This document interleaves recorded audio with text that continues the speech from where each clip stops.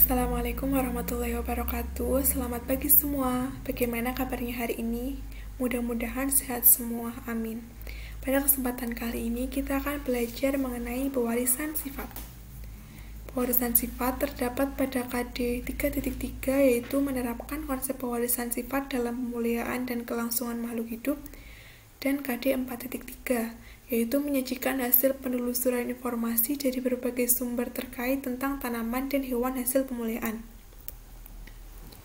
Pada minggu lalu, kita telah mempelajari mengenai materi genetik membawa sifat keturunan dan mengenai hukum pewarisan sifat, yaitu hukum Mendel 1 dan hukum Mendel 2.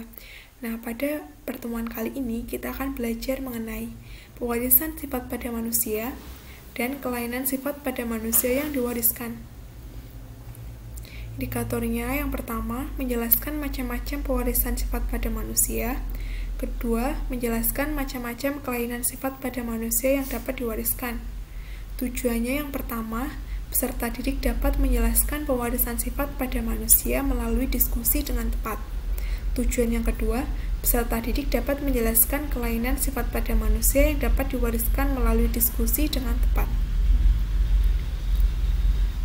Coba amati beberapa teman-teman kita. Bagaimana postur tubuh, bentuk rambut, bentuk wajah, bentuk hidung, dan warna kulitnya. Apakah terdapat perbedaan karakteristik tubuhmu dengan tubuh temanmu? Ya, karakteristik tubuh setiap orang itu berbeda-beda. Ada yang memiliki postur tubuh tinggi, ada juga yang pendek. Ada yang memiliki bentuk rambut lurus, keriting, ataupun bergelombang. Ada yang memiliki bentuk wajah lonjong, bulat, ataupun berbagai bentuk wajah lainnya. Ada pula yang memiliki kulit berwarna gelap, terang, ataupun sawo matang. Nah, perbedaan tersebut itu dikontrol oleh sesuatu yang disebut gen, yang diwariskan dari orang tua. Unit pewarisan sifat pada makhluk hidup disebut dengan materi genetik. Materi genetik memegang peranan penting dalam proses pewarisan sifat. Bentuk rambut, warna kulit, bentuk hidung, dan bahkan beberapa penyakit yang dimiliki oleh seorang itu merupakan warisan dari kedua orang tuanya yang diwariskan melalui materi genetik. Ayah akan mewariskan materi genetiknya melalui sel sperma, sedangkan ibu akan mewariskan materi genetiknya melalui ovum.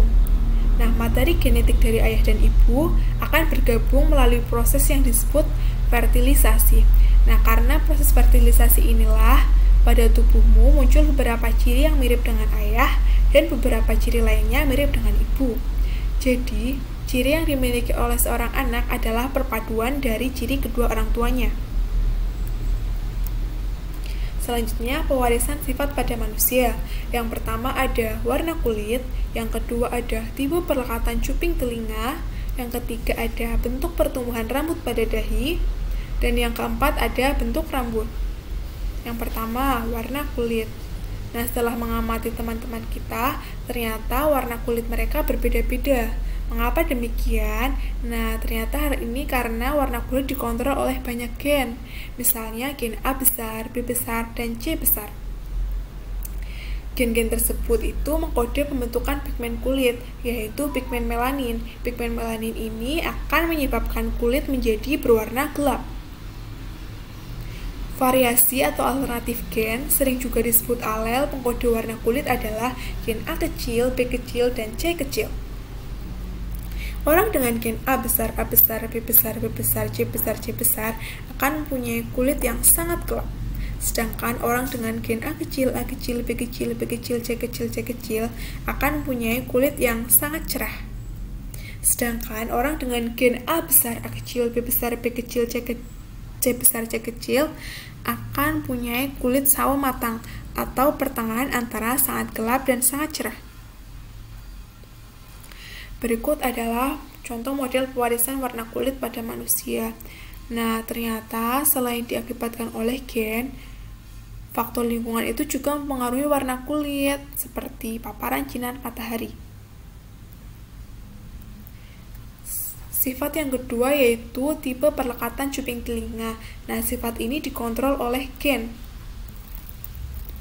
Ada dua macam gen yang mengendalikan cuping telinga, yaitu gen G besar untuk cuping telinga terpisah, gambar sebelah kiri, dan gen G kecil untuk cuping telinga melekat, gambar sebelah kanan. Jadi, seorang dengan tipe cuping telinga terpisah akan memiliki gen G besar atau homozigot dominan, atau juga gen G besar G kecil atau heterozigot. Sedangkan orang dengan tipe cuping telinga melekat akan memiliki gen G kecil atau homozigot resesif. Sifat yang ketiga yaitu bentuk pertumbuhan rambut pada dahi. Nah, sifat ini juga dikontrol oleh gen. Ada rambut yang tumbuh melingkar biasa sebelah kanan, atau yang tumbuh seperti huruf V, atau yang dikenal dengan widow's peak sebelah kiri. Tumbuhnya rambut seperti huruf V ini dikontrol oleh gen W besar, diambil dari istilah widow's peak. Gen W besar ini sifatnya dominan. Jadi, seorang dengan bentuk rambut pada dahi seperti huruf V, orang tersebut memiliki gen W besar atau homozigot dominan, atau juga gen W besar W kecil atau heterozigot. Sedangkan orang dengan bentuk rambut pada dahi tidak seperti huruf V, dia akan mempunyai gen W kecil atau homozigot resesif. Sifat yang terakhir yaitu bentuk rambut, itu dikontrol oleh gen. Ada 3 bentuk rambut, keriting, lurus, dan berombak atau bergelombang. Ada 2 macam gen yang mengendalikan bentuk rambut, yaitu gen C besar, ini sifatnya dominan, dia akan mengkode rambut keriting. Gen yang kedua yaitu gen S kecil, dia sifatnya resesif, dia akan mengkode rambut lurus. Nah, bentuk rambut dikenal istilah dominansi tidak sempurna, yang artinya jika seseorang memiliki salah satu dari kedua jenis gen C besar dan gen S kecil, maka seorang itu akan mendapatkan campuran dari keduanya, yang artinya rambut orang tersebut adalah berombak, ini seperti ini. Jadi orang dengan rambut berombak, dia akan memiliki gen C besar S kecil. Sedangkan orang dengan rambut keriting, dia memiliki gen C besar C besar. Dan orang dengan rambut lurus akan memiliki gen S kecil. Nah, jadi tadi kelainan sifat pada manusia ada 4. Yang pertama ada warna kulit, tipe perlekatan cuping telinga, bentuk rambut pada dahi, dan yang terakhir adalah bentuk rambut. Selanjutnya kita akan belajar mengenai kelainan sifat pada manusia yang diturunkan. Yang pertama ada albino, yang kedua ada buta warna, yang ketiga ada hemofilia. Pernahkah kamu melihat seorang yang seluruh tubuhnya berwarna putih, bahkan rambutnya juga? Nah, orang dengan kondisi tersebut dikenal dengan albino. Jadi albino adalah kelainan yang disebabkan tidak adanya zat warna atau pigmen yang disebut zat melanin. Orang yang menderita albino umumnya mempunyai ciri fotofobia atau takut cahaya. Pigmen melanin ini berfungsi untuk melindungi kulit dari sinar ultraviolet.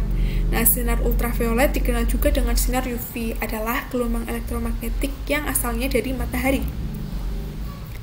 Nah, tidak adanya pigmen melanin akan menyebabkan penderita albino itu lebih rentan terkena kanker kulit, dan kulit mereka mudah melepuh jika terpapar sinar matahari.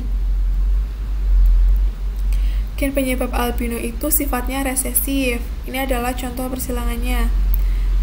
Jadi, orang dengan genotip A kecil atau homozigot resesif, maka orang tersebut akan menderita albino. Sedangkan orang normal akan punya gen A besar. Maaf, ini typo, harusnya ini A besar A kecil. Orang dengan gen A besar A kecil, dia adalah orang normal atau carrier, pembawa sifat albino dari kedua orang tuanya. Selanjutnya yaitu buta warna. Buta warna yaitu kelainan seseorang yang tidak dapat membedakan beberapa warna dengan baik, biasanya merah, oranye, biru, dan hijau. Ini adalah kondisi mata normal jika melihat krayon. Nah, ini adalah kondisi buta warna merah hijau, jadi dia tidak dapat membedakan warna merah dan hijau. Ini buta warna hijau, tidak dapat membedakan warna hijau, dan ini buta warna biru kuning, tidak dapat membedakan warna biru dan kuning. Nah, coba perhatikan gambar ini. Coba baca angka yang tertera pada gambar. Jika kalian bisa membacanya tanpa mengalami kesulitan, maka berarti mata kalian sehat.